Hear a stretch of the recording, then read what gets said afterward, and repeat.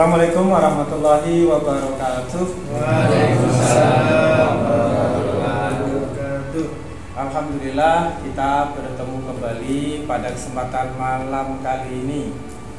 Khusus untuk malam kali ini kita melanjutkan praktek tentang meditasi, yang mana meditasi ini adalah meditasi daripada leluhur kita, bangsa Nusantara, yang disebut Magdum Sarben atau Sastro Jendro atau Sasahidan.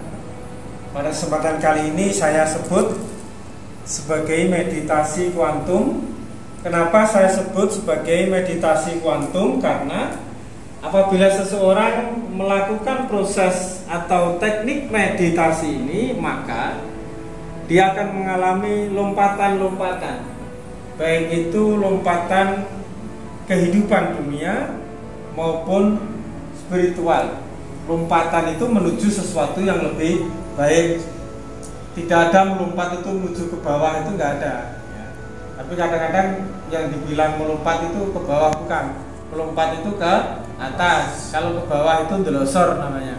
Jadi bukan lompatan. Jadi untuk meningkatkan kualitas kehidupan dunia dan untuk meningkatkan kualitas spiritual kita. Dari meditasi pemula hanya untuk mencari ketenangan, selanjutnya meditasi menengah untuk menyembuhkan penyakit fisik dan non fisik. Sekarang kita bahas tentang meditasi yang ke puncak atau ke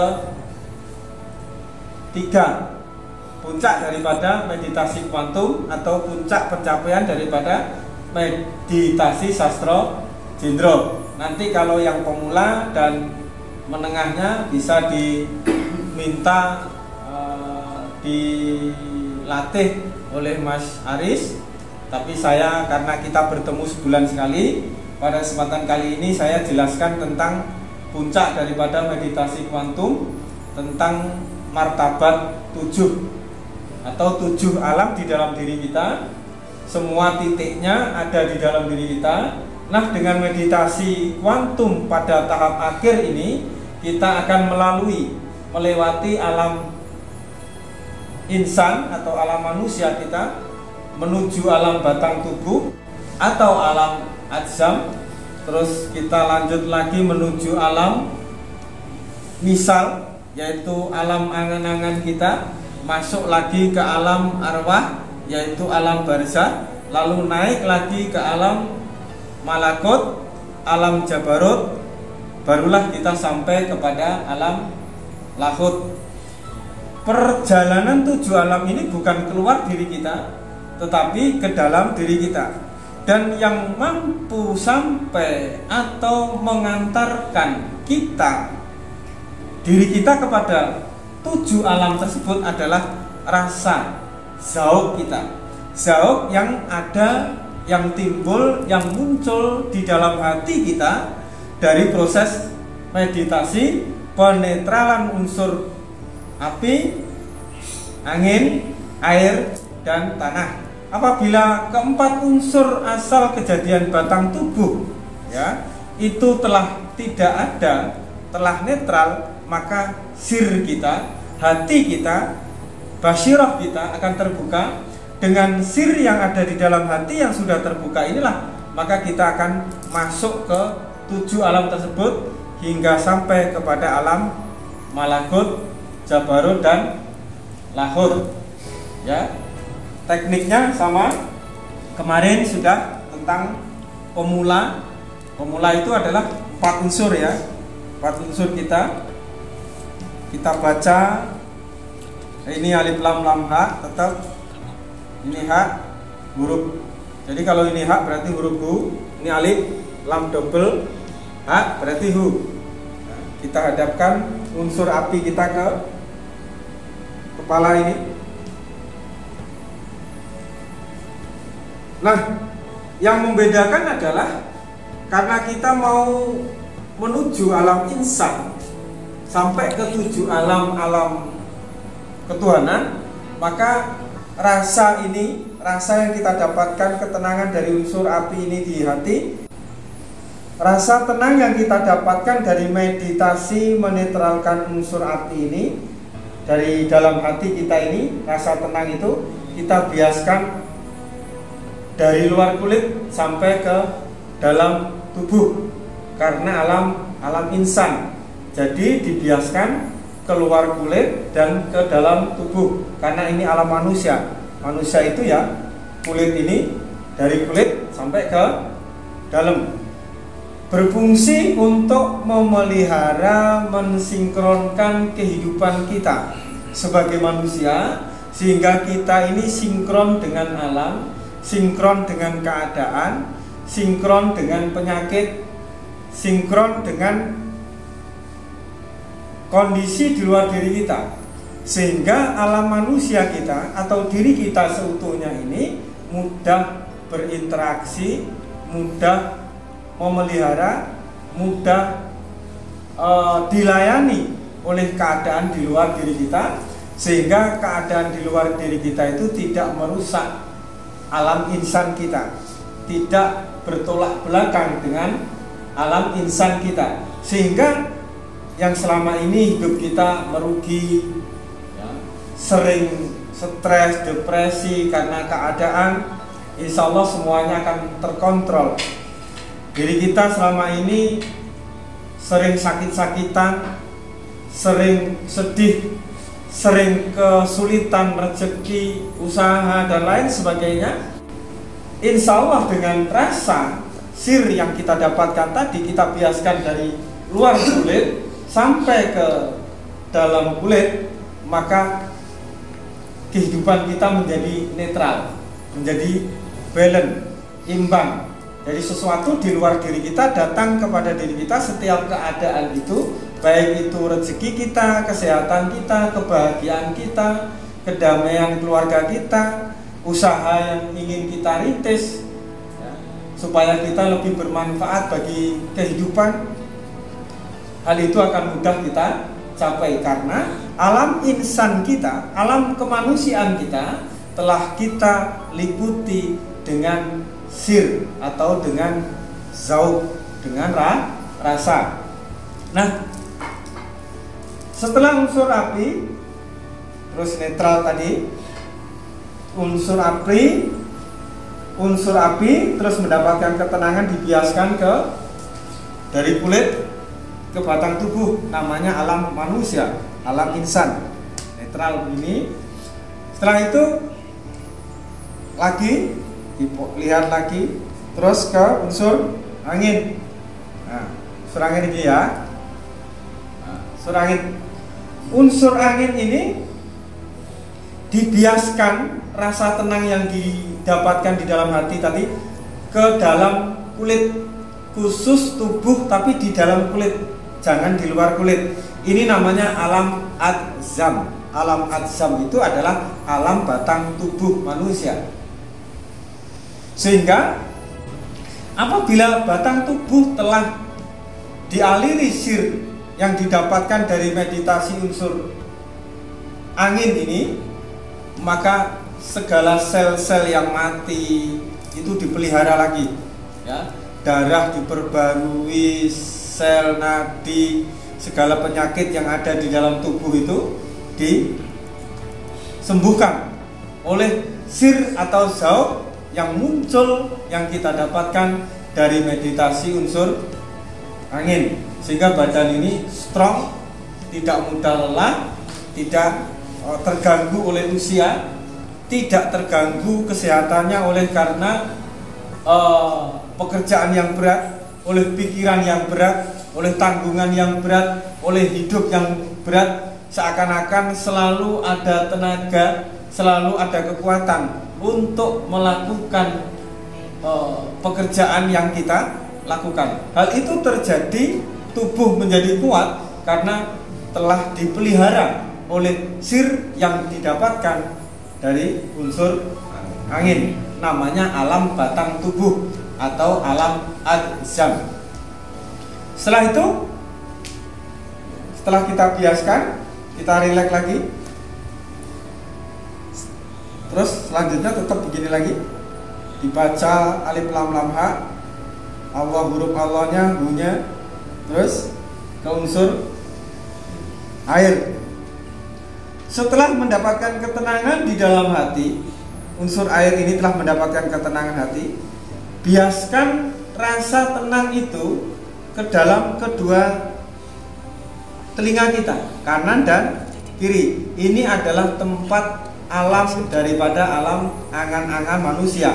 Angan-angan manusia itu apa? Sesuatu yang belum terjadi tapi dicita-citakan, diinginkan, diharapkan, apalagi macam-macam lah, ekspektasi macam-macam ya, yang kita cita-citakan di dalam kehidupan kita. Apa saja itu semuanya sesuatu yang belum nyata di dalam kehidupan kita. Sedangkan kita ingin melangkah menuju titik tersebut, maka salah satunya itu disebut alam misal atau alam angan-angan. Maksudnya alam yang belum nyata di dalam kehidupan kita. Suatu keadaan, suatu kejadian yang belum nyata di dalam kehidupan kita. Sesuatu atau keadaan yang belum nyata di dalam kehidupan kita, itu disebut alam misal. Kedudukannya atau latifahnya itu di kedua telinga kita. Jadi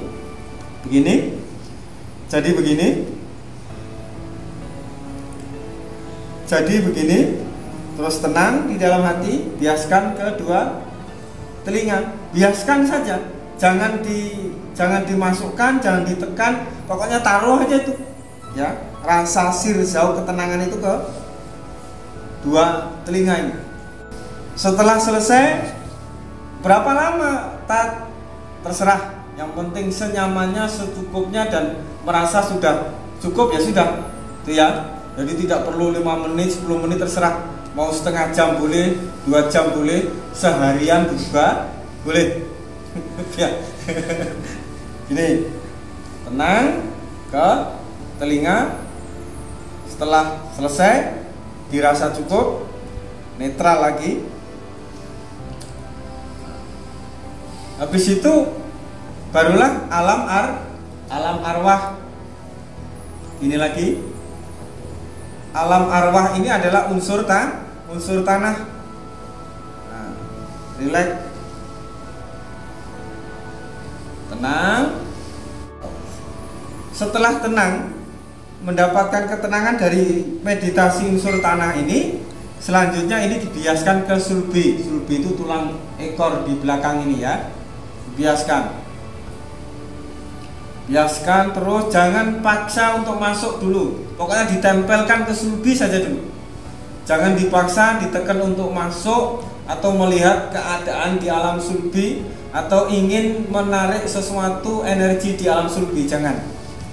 Karena sangat berbahaya apabila memasukkan rasa atau sir atau zauq dari energi tanah ini dengan kemauan, dengan keinginan, dengan rasa penasaran, ataupun dengan sebuah pertanyaan. Cukup biaskan ke dalam sulbi.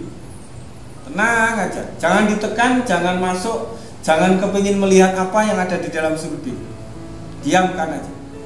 Itu lama-lama dengan sendirinya sulbi itu terbuka rahasianya kepada sampean. Kenapa di sulbi itu? Di sulbi itu banyak energi yang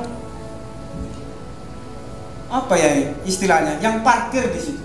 Energi leluhur, energi kanuragan, energi kesaktian, energi macam-macam itu di situ. Termasuk rekam jejak kehidupan, DNA daripada leluhur kita, semuanya itu ada di dalam sulbi. Begitu juga rekam jejak kehidupan daripada anak cucu kita itu ada di dalam sulbi, meskipun dia belum lahir. Ingat, bahaya di situ. Apabila kita masuk sedangkan kita tidak diperkenankan masuk, takutnya kita keluar itu membawa sesuatu yang bersifat negatif sehingga mempengaruhi kehidupan kita, ucapan kita, segala sesuatu yang kita lakukan.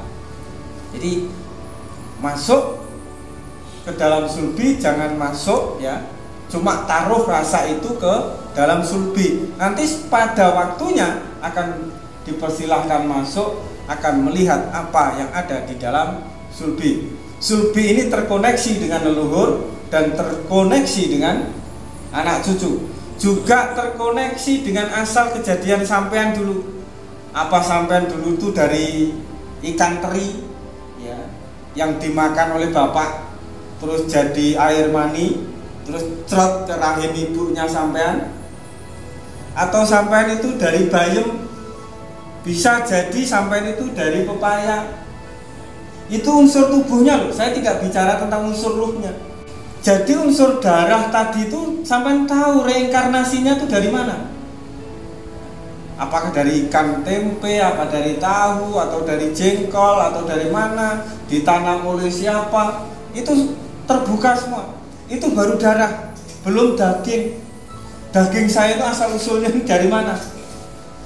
Ya, dari beras-beras yang ditanam oleh siapa? Proses penanamannya itu bagaimana? Asal daripada rambut juga begitu. Asal daripada kulit sampai akan tahu semua. Itulah yang disebut asal muasal batang tubuh sampean. Inilah semuanya itu baru. Semuanya itu wadah baru yang merupakan bersumber dari berbagai hal. Bisa dari saripatinya alam. Apakah saripatinya alam itu? Termasuk gizi, karbohidrat, vitamin, mineral, dan lain sebagainya. Itu yang disebut intisari daripada alam. Nah, itu semua rahasia di situ terbongkar. Apakah dulu sampai pernah jadi gajah atau daging kuda karena dimakan? Itu semuanya proses bagaimana kita menyempurnakan semuanya itu agar kita kembali kepada Allah, kodrat Allah dengan benar-benar sempurna. Jadi paham ya? Tidak boleh mengakses energi sulbi, karena sulbi itu adalah alam arwah, di mana leluhur kita itu berada di dalam alam kubur atau alam atau alam arwah, menunggu kesempurnaannya, menunggu pengampunan Allah dari doanya anak-anaknya, ya, dari doanya anak-anaknya, dari kesolehannya anak-anaknya. Bagaimana anak yang soleh? Yaitu selain kita kirim Al-Fatihah, kirim doa, kita kirim rasa sir kita antarkan energi jiwa yang mutmainah itu ke dalam sulbi kita. Sebagaimana Allah panggil jiwa yang mutmainah itu menghadap kepada Allah dan masuk ke dalam surganya Allah. Hawa yang bisa membawa seseorang ke dalam surga, hawa yang bisa membawa seseorang menghadap, memandang wajah Allah, itulah yang mampu, energi atau hawa yang mampu menyempurnakan leluhur kita, menyempurnakan ibu bapak kita, menyempurnakan mbah kita, wareng kita, canggah kita, buyut kita, yang mampu menyempurnakan anak cucu kita yang belum lahir.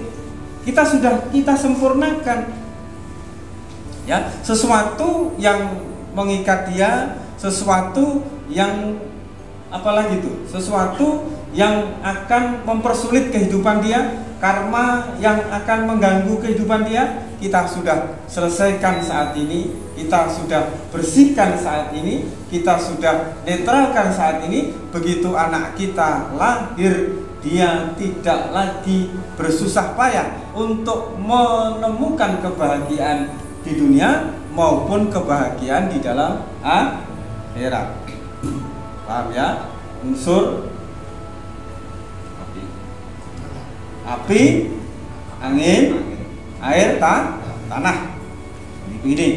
Nah, setelah begini, netral lagi begini tadi, netral. Setelah unsur tanah ke sulbi, netral. Barulah unsur, ini sudah unsur cahaya ini.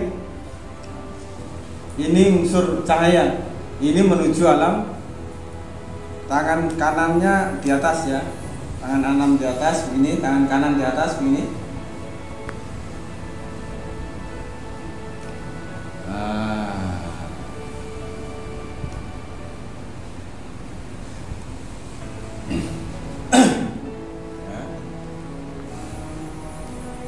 Setelah mendapatkan ketenangan, maka ketenangan ini dibiaskan ke leher ini, leher ya. Leher dibiaskan ke leher. Leher ini pintu atau latifahnya alam malakut. Jadi kalau dibiaskan ya sudah ditempelkan aja, jangan dipaksa masuk. Untuk awal-awal, untuk pemula tempelkan aja, jangan dipaksa untuk masuk. Rasakan, setelah nyaman, setelah rasa itu kumpul di sini, tarik lagi supaya normal. Begini lagi tangannya. Nah, setelah itu baru